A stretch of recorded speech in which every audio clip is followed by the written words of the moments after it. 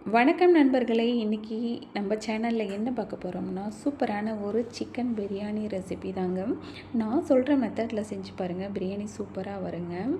வாங்க இப்போது ரெசிபிக்குள்ளே போயிடலாம். இன்றைக்கி நான் 1 கிலோ சிக்கனுக்கு 3/4 கிலோ சீரக சம்பா அரிசி எடுத்து நல்லா கழுவிட்டு ஊற வச்சாச்சுங்க.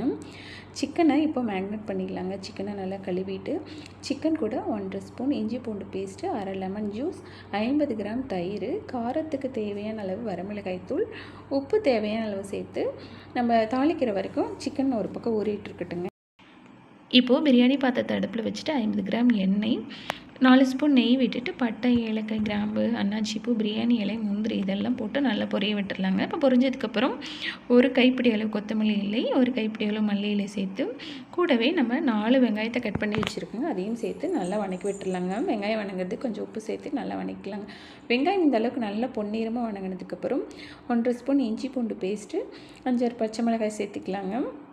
சேர்த்திட்டு கூடவே 3 தக்காளியை கட் பண்ணி சேர்த்து அதையும் நல்லா வணக்கி விட்டுடலாங்க. இப்போ தக்காளி வெங்காயம் எல்லாம் நல்லா வணங்கினதுக்கப்புறம் நம்ம ஊற வச்சுருக்கிற சிக்கனையும் சேர்த்து நல்லா கிளறி வணக்கி விட்டுக்கலாங்க. இப்போது நம்ம ஆல்ரெடி சிக்கனில் மிளகாய்த்தூள் சேர்த்திருக்கோம். இப்போ இன்னும் கொஞ்சம் சேர்த்துக்கலாங்க. 1/2 ஸ்பூன் வரமிளகாய்த்தூள், 1 ஸ்பூன் கரம் மசாலா சேர்த்து நல்லா கிளறி வணக்கி விட்டுடலாங்க. இப்போது சிக்கன் கொஞ்சம் நேரம் வேகிற அளவுக்கு மூடி போட்டு வேக வச்சிடலாங்க.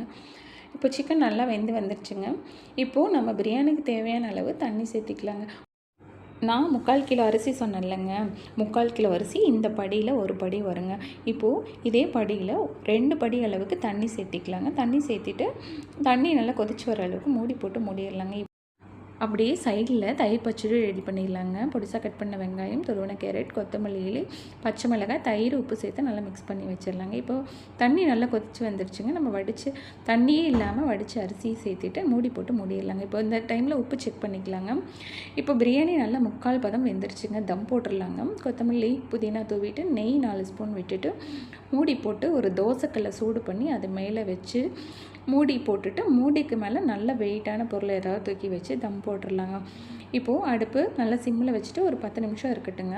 அதுக்கப்புறம் இப்போ பிரியாணி ரெடி ஆகிடுச்சிங்க. தம் உடைச்சிக்கலாங்க. அப்படியே பொறுமையாக எடுத்து உடச்சி விட்டுடலாங்க. சூப்பரான பிரியாணி ரெடிங்க. நீங்களும் ட்ரை பண்ணி பார்த்துட்டு எப்படி இருக்குன்னு சொல்லுங்கள். நன்றி, வணக்கம். மீண்டும்